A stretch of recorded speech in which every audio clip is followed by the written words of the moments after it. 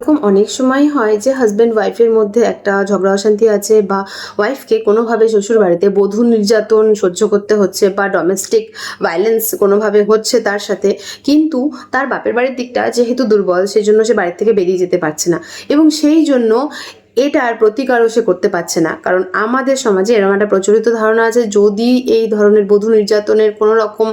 বিষয়ে আইনের দ্বারস্থ হতে হচ্ছে, তাহলে কিন্তু প্রথমে শ্বশুরবাড়ি ছাড়তে হবে। তো এই ধারণাটা কিন্তু সম্পূর্ণ ভুল। আপনার সাথে যদি বধূ নির্যাতনের মতন ঘটনা হচ্ছে বা ডোমেস্টিক ভায়োলেন্স কারোর দ্বারা হচ্ছে শ্বশুরবাড়িতে আপনার সাথে, তাহলে আপনি কিন্তু শ্বশুরবাড়িতে থেকেই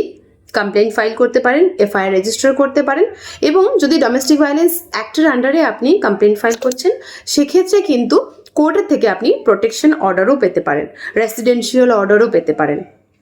তো এই ধারণাটা কিন্তু একদম ভুল, এবং যদি আপনার সাথে এরকম কিছু হয়ে থাকছে, তাহলে কিন্তু আপনার সেটার প্রোটেস্ট করা উচিত এবং আইন অনুযায়ী যথাযথ ব্যবস্থা নেওয়া উচিত, এবং সেক্ষেত্রে আপনি কিন্তু শ্বশুরবাড়ি থেকেই এই ব্যবস্থাগুলো গ্রহণ করতে পারেন।